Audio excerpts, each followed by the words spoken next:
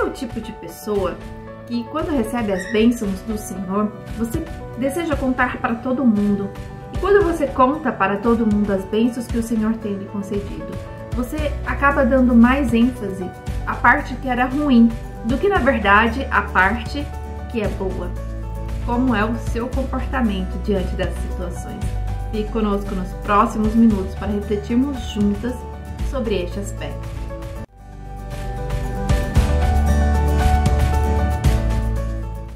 Seja muito bem-vinda em mais um dia de reflexão do canal Palavra que Transforma, que tem o objetivo de juntas refletirmos sobre a Palavra de Deus, porque somente a Palavra de Deus pode transformar a nossa vida.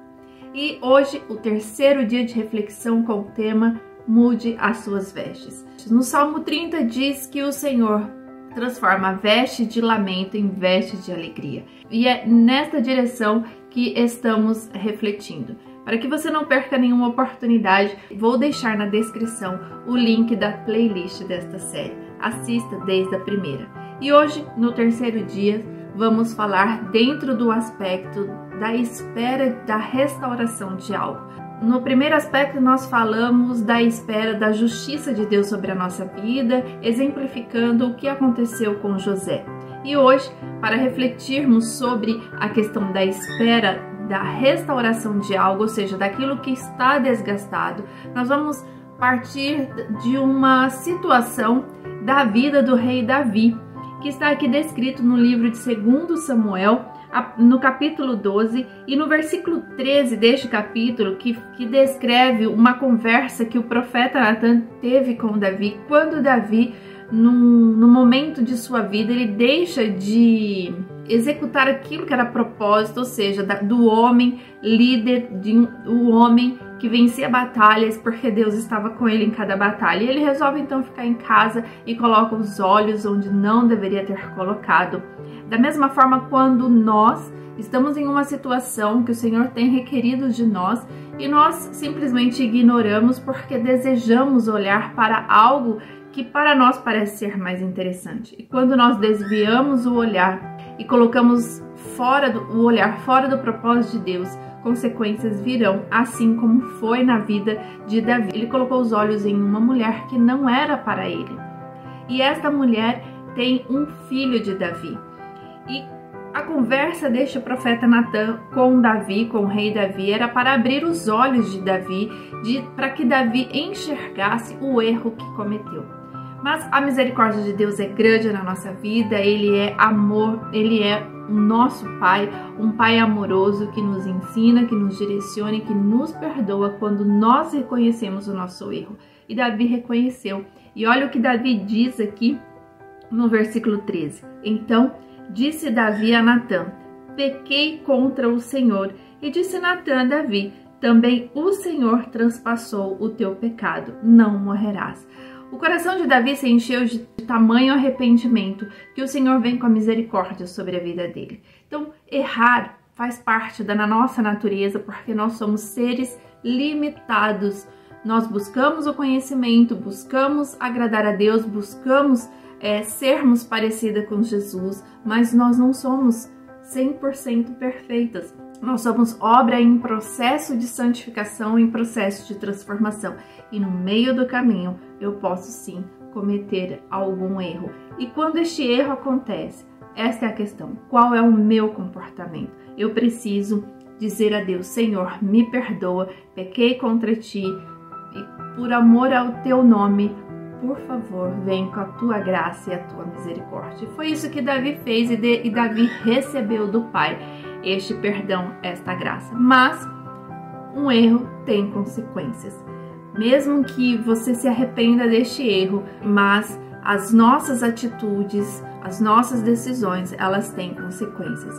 E dentro dessas consequências, nós precisamos então nos vestir de vestes, de roupas, de súplicas, de dizer: Pai, pequei contra ti, há consequências do meu erro e eu preciso que o Senhor esteja comigo, eu preciso que o Senhor me ensine a como conduzir essa situação, que é uma situação de consequência de um erro. E o Senhor te conduzirá. Por quê? Porque os planos do Senhor, eles são perfeitos para a nossa vida e há propósito. E se há propósito, vai acontecer. Então nós precisamos o quê? Nos derramar aos pés do Senhor e dizer: Senhor, me coloque novamente nos caminhos que eu preciso andar. E nessa história de Davi, o que acontece? Nasce um filho dessa situação, dessa mulher que ele colocou os olhos. E este filho adoece, e é uma doença grave. Por conta dessa doença grave deste menino, Davi, que era um homem de Deus, Davi, que era um homem que colocava as suas guerras, as suas batalhas, a sua vida no altar do Senhor. Neste momento não foi diferente, ele continuou a colocar. E descreve aqui no versículo 16: E buscou Davi a Deus pela criança, e jejuou Davi, e entrou, e passou a noite prostrado sobre a terra. Davi, neste momento, ele se reveste de vestes de súplicas, de se entregar ao Senhor e dizer: Senhor, me ajude nessa situação, intervenha nessa situação. E esse não é um momento de celebração, é um momento de choro, é um momento de realmente se entregar no altar do Senhor e dizer o quanto eu e você somos dependentes do agir de Deus sobre uma situação. Porque este filho, quando nasce, ele passa a estar desgastado, ou seja, uma doença fica neste menino. E Davi então jejua, coloca o seu rosto em terra para que haja uma restauração daquilo que estava desgastado, que era a doença neste menino. Então, que situações na sua vida hoje, ou que você já passou, já esteve desgastado e que você espera por uma restauração, espera por um milagre de restauração. Enquanto nós esperamos o milagre de restauração, o nosso coração tem que estar alegres no Senhor, porque Ele é a nossa salvação, Ele é a nossa misericórdia e as mãos do Senhor estão estendidas sobre nós. Então nós precisamos ter essa esperança no nosso coração. Mas mesmo com esta esperança no coração, o Senhor nos diz que precisamos colocar o nosso rosto em terra, nos revestirmos então da armadura para entrar numa batalha de intercessão e de oração. E Davi fez dessa forma. No entanto, os planos de Deus são perfeitos na nossa vida. O que o Senhor quer ver em nós é uma dependência nele, de dizer: Senhor, eu preciso de Ti, toda a minha vida eu preciso colocar no altar, e essa situação que eu vivo hoje não é diferente, mas seja feita a Tua vontade. Então, quando nós colocamos as roupas de súplicas, nós precisamos saber que a vontade de Deus é perfeita e que ela prevalecerá na nossa vida. Mas enquanto estamos neste processo de oração, nós também estamos declarando ao Pai que nós somos dependentes das mãos poderosas dele. E continua essa história enquanto Davi ali orava, jejuava a respeito daquela causa. No versículo 18 diz assim: E sucedeu que, ao 7º dia, morreu a criança. O Senhor veio com uma resposta para Davi. Davi jejuou, Davi orou pela criança, por aquilo que aconteceria com ela. E o Senhor então vem com a resposta e diz: Davi, a criança morreu. Você pode estar em oração de algo na sua vida ou de alguém que você tem orado e o Senhor vir com uma resposta. Só que não necessariamente a resposta estará de acordo com o que você sonhava, com o que você imaginava, com o que você desejava.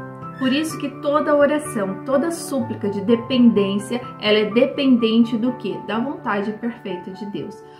Aí algumas podem se perguntar: então por que eu vou orar? Por quê? Porque é no momento de oração que eu digo a Deus que eu sou dependente da forma que Ele vai agir. Eu sou dependente do poder dEle, eu sou dependente das ações dEle, eu sou dependente da vontade dEle. Mas eu quero colocar no altar os meus desejos, as minhas súplicas, o meu coração, rasgar diante do Senhor o meu coração. E o Senhor virá com a resposta. E quando Ele vir com a resposta, Ele diz: agora que a resposta chegou, troque as suas vestes de alegria, porque a vontade do Senhor é perfeita. Mesmo que ela venha doer em seu coração por algum tempo, o Senhor diz, mas você precisa estar com o coração grato, porque a minha vontade prevaleceu na sua causa. E quando Davi fica sabendo da morte da criança, no versículo 20 diz assim: então Davi se levantou da terra, se lavou e se ungiu e mudou de vestes. E entrou na casa do Senhor e a adorou. Então veio à sua casa e pediu pão, e lhe puseram pão e comeu. Você tem agido dessa forma com as respostas que Deus tem te dado sobre a restauração de algo que estava desgastado? Pois é, essa é a atitude que o Senhor espera de nós. Nós precisamos olhar para a vida de Davi e dizer quão bom é o Senhor na nossa vida, porque Ele nos sustenta nas respostas. Davi desejava que essa criança morresse? Imagino que não, mas morreu. A vontade de Deus prevaleceu.